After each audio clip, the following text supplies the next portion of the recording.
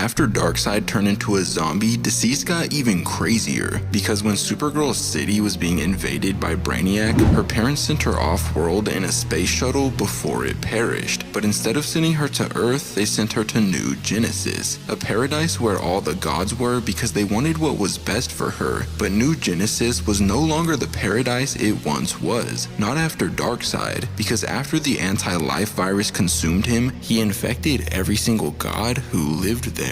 Supergirl never stood a chance. Immediately upon her arrival, she was turned into one of them. Meanwhile, the Justice League was celebrating. They cured every zombie on Earth, and although heroes like Bruce Wayne, Wonder Woman, and the Flash could never be brought back, heroes like Green Arrow and Blue Beetle were given a second chance. But the job wasn't finished. There was one more zombie in particular that John was set on saving, and that zombie was two things: his father and absorbing the sun. Batman expressed that he wanted to tag along and help them, but John told him that he couldn't because the center of the sun would be way too hot for him to survive. Nevertheless, Batman implied that he could handle it because he was Batman, but John left him behind. He wasn't risking losing his best friend. The sight of an undead Kal-El in the center of the sun that had been absorbing its energy for 5 years was extremely intimidating, but the heroes knew what they signed up for. Without hesitation, John dove in after him, but somehow the anti-life equation sensed his presence. Kal-El grabbed him by the neck and hurled him across the stars. He was stronger than ever before, so strong that when Canary imprisoned him in one of her lantern constructs, he effortlessly broke through it like glass. But eventually Cassandra managed to wrap him up in the lasso of truth, and from there all of the heroes banded together, combining every ounce of power they had to hold him down just long enough for Cyborg to inject him with the cure. He was given a second shot at life, to be with his friends and family, and upon seeing that he was back and that he was really cured, Lois bursted into tears, squeezing him as tight as she possibly could. She couldn't believe it, and neither could his mom. They all broke out into a group hug, but while doing so, Mr. Miracle stated that him and Barda were going back to New Genesis for their son, Jacob, and nobody tried stopping them because none of them were aware that New Genesis had been turned into a living nightmare. Later on, Damian told Alfred that Clark was back, which should have made him happy, but more than anything, it made him sad. It made him sad because of what he did to Bruce, Grayson, and Tim Drake. They could have been cured, but he killed them. Damian tried comforting him and expressing that he couldn't have known that there was a cure, but it didn't help.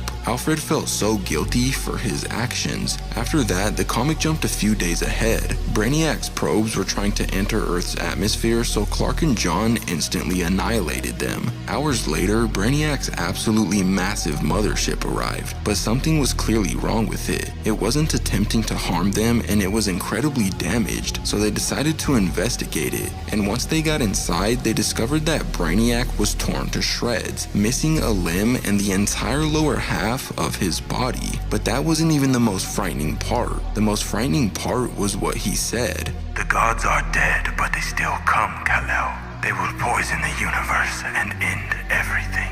After a zombified version of Darkseid ripped Brainiac's body in half, Brainiac fled to Earth to warn the Justice League because they had no idea that Darkseid was a zombie or that he destroyed New Genesis. But by the time he told them, Mr. Miracle and Barda already left for New Genesis to reunite with their son Jacob. So when they arrived and witnessed the destruction, they were completely shocked. Barda immediately started looking for Jacob, and while doing so, she discovered a dark and mysterious portal. She tried going inside of it because she thought maybe Jacob was on the other side, but upon sticking her hand in, she was immediately stopped in her tracks by the Black Racer. He informed them that an unliving Darkseid had struck and expressed that he stopped her from going in the portal because she would have died if she went in, because the portal was a doom tube, a portal created by a mother box that was infected by the anti-life virus that only the dead or unliving could pass through. Darkseid and the other unliving gods used it to go to the planet Karuger so they could wipe out all 7 billion people that were living on it. and upon their arrival, the planetary defense tried holding them back, but their forces weren't enough to stop gods, so they sent a distress signal out into space, a message expressing they were under attack that Sinestro eventually secured. And Kruger was Sinestro's homeworld, so he was enraged upon hearing that someone was trying to destroy it, so he rallied up the entire Yellow Lantern Corps to go and save it.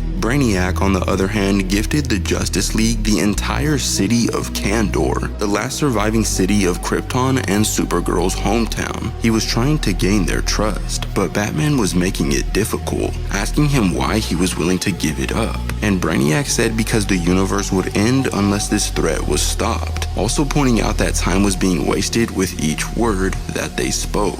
And so to increase their slim odds of victory, Clark expressed that they would reach out to every one of their allies in the universe. Once Sinestro and his army of Yellow Lanterns made it to Kruger, they programmed Warworld, a planet-like warship, to target and take out every zombie god on the planet. But while in the process of doing so, it was stopped by Kyle Rayner and Sinestro's daughter Saronic because they thought that they were trying to destroy the planet. So Sinestro tried explaining the whole unliving Darkseid situation, but before he could get his point across, Supergirl came flying in out of seemingly nowhere, clobbering Kyle across the face and then smashing an infected mother box into Warworld, which essentially turned it into a giant anti-life death machine. Once it was infected, it instantly obliterated every single Yellow Lantern with the exception of Sinestro. And if that wasn't bad enough, moments later Darkseid showed up, blasting his Omega beams directly at Sinestro and his daughter. And at first they were able to keep things at a standstill by combining the power of their rings to push back the force of his Omega beams, but everything fell apart when Supergirl knocked Saronic out of the fight because Darkseid was way too powerful for Sinestro to handle on his own. He grabbed his entire body, crushing him in the palm of his hand until finally finishing the job by literally ripping his head off. Kyle and Saronic knew they stood no chance, so they fled right away, but immediately after doing so, something horrifying happened. Sinestro's ring began scanning for a replacement, and after a quick analysis, it actually chose Darkseid to be its new wielder because he had the ability to strike fear into others more than anybody in the universe. But sadly, that's when the issue comes to an end, but if you want to see what happens next, let me know in the comments down below.